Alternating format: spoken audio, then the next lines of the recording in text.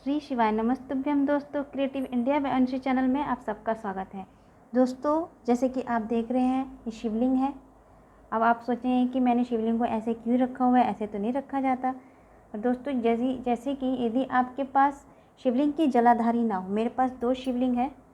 अरे यार, देखिए मेरे पास दो शिवलिंग है। दोनों शिवलिंग नर्मदेश्वर नदी से लिया गया है। नर्मदेश्वर नदी से लेकर आए हैं। मेरे रिलेटिव गए थे धाम के लिए, तो वहाँ से नर्मदा नदी से लेकर आए हैं। तो ये शिवलिंग अभी लेकर आए हैं, तो इनके लिए मुझे जलाधारी लेकर आना है, क्योंकि अभी मैं मार्केट नहीं जा पा रही हूँ। तो इसके लिए मुझे जलाधारी लेकर आना है इनके लिए। तो इसलिए मैंने इनको बेलपत्र के, जैसे कि आप देख सकते हैं, बेलपत्र का एक पत्ता रखा है मैंने। ओम नमः शिवाय मंत्र का जाप करते हुए इस पत्ते को, बेलपत्र यहाँ पर रख दिया है। इस कटोरी में पित्तल के तांबे का कटोरी है, और उसके ऊपर मैंने शिवलिंग को विराजमान किया है। भगवान शिव के शिवलिंग को, भगवान शंकर को विराजमान किया है। नर्मदेश्वर शिवलिंग को विराजमान किया है। आप देख सकते हैं, उनके पूर्ण विधि विधान से पूजन किया है। जैसे कि ये भांग चढ़ाया हुआ है, फूल चढ़ाया हुआ है, लाल चंदन भी इनको अर्पित किया है। आप देख सकते हैं, छोटा सा अर्पित है। पीला चंदन भी अर्पित किया हुआ है भगवान शिव को। इस तरीके से आप, यदि जलाधारी आपके घर में नहीं है, तो इस तरीके से इनको विराजमान कर सकते हैं। यह बेलपत्र आप, यदि आपके पास बेलपत्र रोज़ नहीं मिल पाता है, तो इस बेलपत्र को धोकर, गंगा जल से धोकर, फिर लोटे में, जो गंगा जल जिसमें आप रखते हैं, जिस लोटे में थोड़ा पानी रखते हैं, मंदिर का जो पानी होता है, उस पानी में डुबोकर फिर इस बेलपत्र को दोबारा आप इस्तेमाल में ले सकते हैं। जैसे कि मैंने किया हुआ है। मेरे पास आज बेलपत्र नहीं था, तो मैंने इस बेलपत्र को धोकर, गंगा जल से धोकर, फिर दोबारा इसे इस्तेमाल में ले लिया है। और बेलपत्र के ऊपर ही मैंने शिवलिंग को विराजमान किया है। ऐसा कहा जाता है दोस्तों, सावन के महीने में यदि कोई, जैसे कि स्त्रियां पूरे सावन के महीने में पूजा करना चाहती हैं और पार्थी पूजन करती हैं, और उसमें यदि बीच में उनका रजोधर्म आ जाता है, रजस्वला धर्म से ग्रसित हो जाती हैं, तो 7 दिन के लिए उनका पूजन खंडित हो जाता है। लेकिन अगर बेलपत्र के ऊपर पार्थी पूजन करते हैं, बेलपत्र के ऊपर बेलपत्र नीचे रखकर उसके ऊपर पार्थिव शिवलिंग का निर्माण करती हैं और उसका विधिवत पूजन करती हैं, तो उनकी पूजन खंडित नहीं होती है। ये शास्त्रों में बताया गया है, शिव महापुराण की कथा में बताया गया है। तो इस तरीके से यदि कोई रजस्वला धर्म में कोई स्त्री ग्रसित हो जाती है, और वो सोचें कि मेरा जो मैंने नियम लिया था, जो मैंने संकल्प लिया था कि मैं पूरे सावन के महीने में पार्थी पूजन करूँगी, शिवलिंग का निर्माण करके पार्थी पूजन करूँगी विधिवत से, तो इस तरीके से आप बेलपत्र को, पत्ते को नीचे रखकर उसके ऊपर पार्थिव शिवलिंग का निर्माण करके भगवान शिव का विधिवत पूजन करें, तो 7 दिन का जो आपका गैप होता है, वो गैप, उससे आपका पूजन खंडित नहीं होगा, वो क्रमशः चलता ही रहेगा। तो इस तरीके से आप पूजन करें। और घर में यदि जलाधारी नहीं है, तो जलाधारी ना होने के कारण भी आप इस तरीके से भगवान शिव का विराजमान कर सकते हैं। परंतु उसमें पानी ज़रूर रखें, क्योंकि पानी में भगवान शिव के ऊपर हमेशा जलाधारी रहती है, जल गिरता रहता है, तो पानी अवश्य रखें। देख सकते हैं, मैं आपको फिर से आपको बड़ी नज़दीक से दिखा देती हूँ कि कैसे मैंने भगवान शिव को विराजमान किया है। चारों तरफ से देख लीजिए, ये मेरे भोलेनाथ हैं, महादेव हैं। अक्षत भी चढ़ाया हुआ है मैंने, चावल के दाने आपको कुछ दिख रहे होंगे। दोस्तों, इस तरीके से मैंने अपने भगवान भोलेनाथ को विराजमान किया है। ये तो है बिना शिवलिंग के, बिना जलाधारी के भगवान।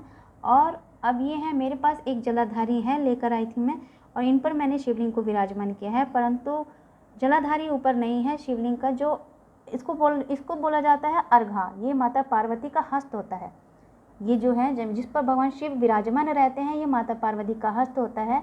यह हस्त न होने के कारण आप इस तरीके से स्थापित कर सकते हैं भगवान शिव को। मेरे पास एक है माता रानी का हस्त, तो इस पर भगवान शिव को मैंने स्थापित किया हुआ है। जलाधारी नहीं है, तो जलाधारी ना होने के कारण इसमें मैं हमेशा जल भर के रखती हूँ। देखिए, मैं अभी भी जल डाल देती हूँ, तो भर के रखती हूँ, ताकि भगवान शिव के ऊपर हमेशा जल बना रहे। तो और इनकी विधिवत मैंने पूजा की है घर में ही। सावन के महीने में यदि आप मंदिर नहीं जा पाते हैं, तो घर में ही आप इस तरीके से भगवान शिव का पूजन करें। ये मैंने भांग चढ़ाया हुआ है, बिलपत्र अर्पित किया हुआ है, बिलपत्र भी अर्पित किया है, चंदन, अक्षत, लाल चंदन भी अर्पित किया हुआ है। आप देख सकते हैं, देखिए मैंने कैसे अर्पित किया हुआ है पूजन। तो दोस्तों, इस तरीके से आप भी भगवान शिव का सावन के महीने में पूर्ण रूप से विधिवत घर में ही पूजन कर सकते हैं। और घर में पूजन करने से बहुत संतुष्टि मिलती है। क्योंकि हम जैसे कि हम शांत मन से पूजन करना चाहते हैं तो घर में हमारे अच्छे से पूजा हो जाती है। मंदिर जाकर भी पूजा करना चाहिए, परंतु मंदिर में बहुत भीड़ होती है। अब जैसे हम चाहते हैं कि हम जब जल चढ़ा रहे हों तो जल चढ़ाते समय किसी और का जल ना अर्पित हो।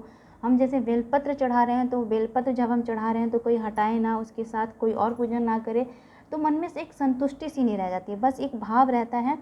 और भगवान शिव को हम जो भी समर्पित करते हैं भाव होना चाहिए, भगवान भाव के भूखे होते हैं। यह भाव यदि बना रहता है तो आप कुछ भी और कैसे भी पूजन करते हैं भगवान शिव उसे स्वीकार करते हैं। भगवान भोलेनाथ बहुत ही भोले हैं, इनको प्रसन्न करना बहुत ही आसान है। मात्र एक बिल्वपत्र से, घास फूस से भी ये प्रसन्न हो जाते हैं दोस्तों, इतने भोले भगवान हैं। तो इस तरीके से भगवान शिव का पूजन करें।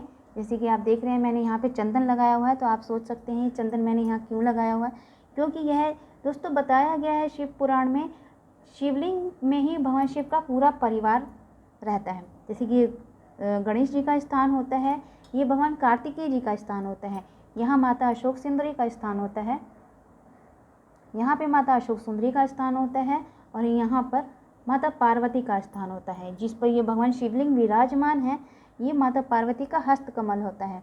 तो और ऊपर जो जलाधारी होती है ये माता भगवान शिव की पांचों